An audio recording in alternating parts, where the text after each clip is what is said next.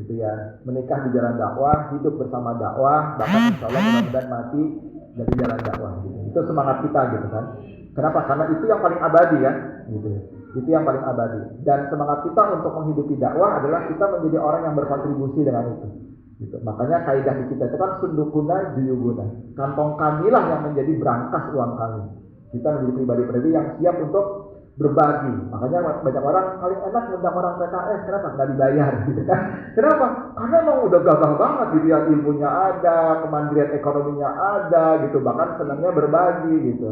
Dan itu dijamin sama Allah dalam Quran, man a'ta wattaqa fasaddaqa bil husna fasaniyasiruhu lil yusra. Siapa yang senang berkorban dalam ketakwaan, man a'ta wattaqa. Siapa yang senang berkorban dalam ketakwaan, fasaddaqa bil husna, dan dia membenarkan akan dapat pahala di akhirat. Dia yakin yang dia lakukan itu dapat pahala di akhirat. Fasaddaqa bil husna. Allah langsung kasih janji, fasaniyasiruhu lil yusra. Maka dimudahkan semua urusannya dunia dan akhirat.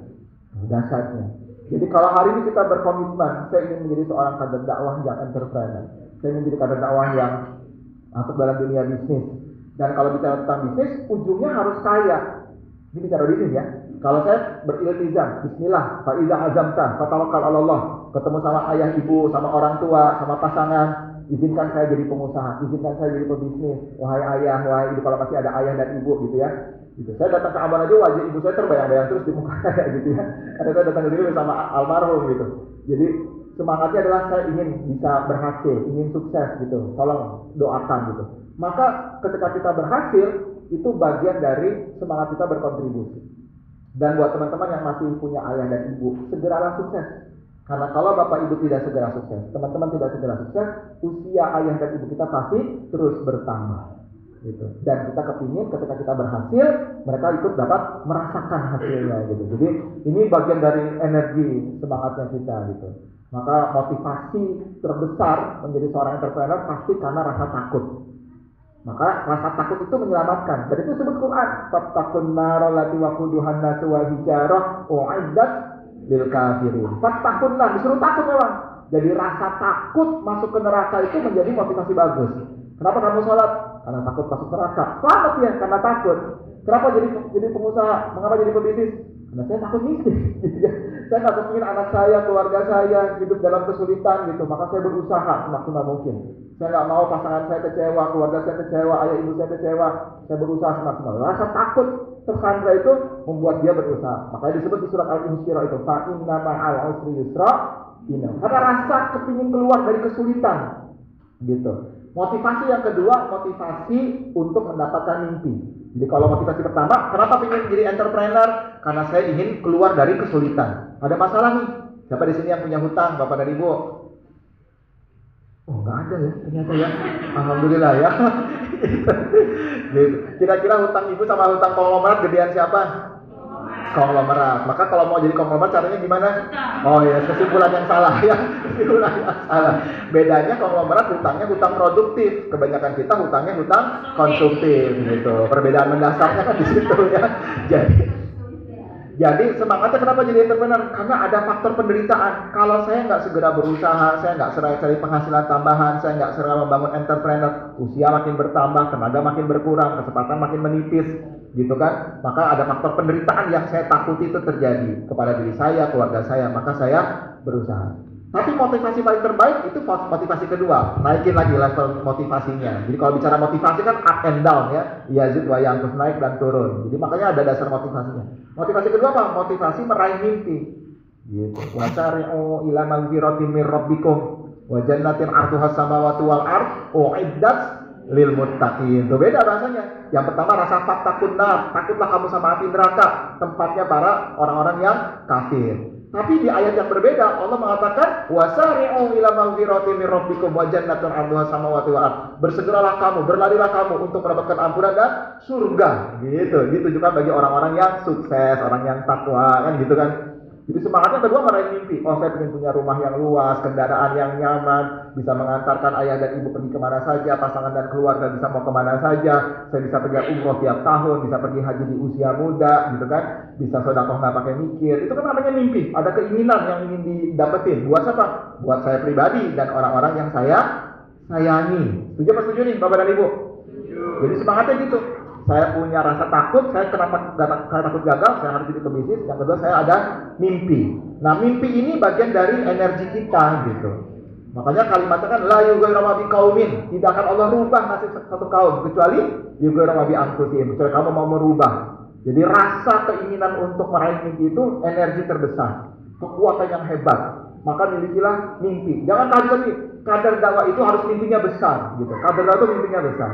Tapi ternyata setelah kami rasakan ya Bapak dan Ibu, kalau di HNI saya memang di posisi puncak di HNI, alhamdulillah gitu, dengan semua bantuan dukungan gitu. Tapi ternyata setinggi-tingginya penghasilan yang kita terima, ini boleh di highlight ya, setinggi-tingginya penghasilan kita yang terima, berapapun jumlahnya, miliaran atau triliunan, ternyata nggak cukup. Nggak cukup. Kenapa nggak cukup? Karena kalau cuma hanya untuk diri pribadi, nggak cukup. Tapi ternyata ada kalimat ketiga, mimpi yang ketiga, tahapan motivasi yang ketiga. Fa inna ma'al usri yusra, inna ma'al usri yusra, fa idza faronta fansab. Jika sudah selesai satu kesulitan, sudah berhasil diraih satu kesulitan, selesai, buat mimpi yang baru. Fa idza faronta fansab. Kalau cuma sampai di sini doang, selesai. Tapi karena ada faktor yang ketiga, wa ila rabbika farghab. Ada keinginan berkontribusi buat dakwah, buat umat, maka penghasilan segede apapun nggak cukup. Bapak dan Ibu sekalian, mulai lihat dari pemilu, pilkada, berapa banyak dana yang perlu dibutuhkan untuk memberdayakan masyarakat, untuk memberikan kontribusi gitu. Jadi nggak cukup. Dan itu terasa banget gitu ya. Jadi Bapak sekalian, kita punya waktu 4 tahun nggak ada pemilu kan? 4 tahun nggak ada pemilu. Kita punya 3 PR. PR pertama adalah menguatkan rekrutmen gitu. Jadi dengan apapun potensi dan latar belakang kita masing-masing, wajib rekrutmen. Bang Mahathir dengan channelnya wajib, nanti mesti dievaluasi setelah 4 tahun berapa dari hasil channel itu merekrut kader, kira-kira gitu ya. Dengan rekrutmen channel, dengan channel itu bisa jadi Bang Mahathir bisa penetrate ke sekolah-sekolah. Bang Mahathir presentasi channel di sekolah itu belum pernah terjadi loh. Ada channel presentasi ke sekolah-sekolah gitu kan, gitu.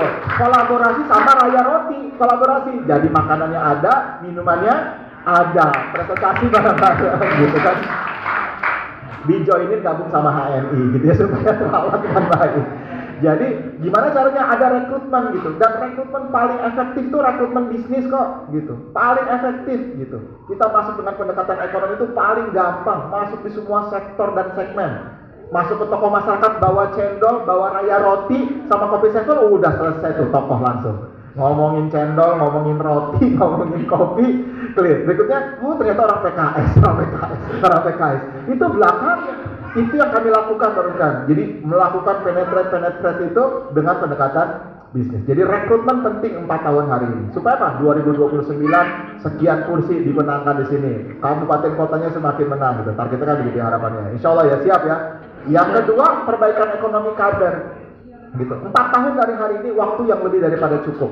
Insya Allah Bang Mahathir makin besar, Raya Roti makin besar, Entok makin besar, gitu. Bisnis catering kuenya makin besar, gitu ya. HNI juga makin bertambah sangat besar, gitu ya. Insya Allah. Sekedar info nih, saya spill nih pertama kali nih di Maluku. Saya yakin belum pernah ada yang spill. Insya Allah HNI tahun 2026 IPO. Paham kan? Ya, HNI akan menjadi perusahaan terbuka dan mempersilakan semua masyarakat punya saham di perusahaan HNI. Mau banget bro, mau banget ya. Tahun 2026, yang penting punya duitnya gitu kan.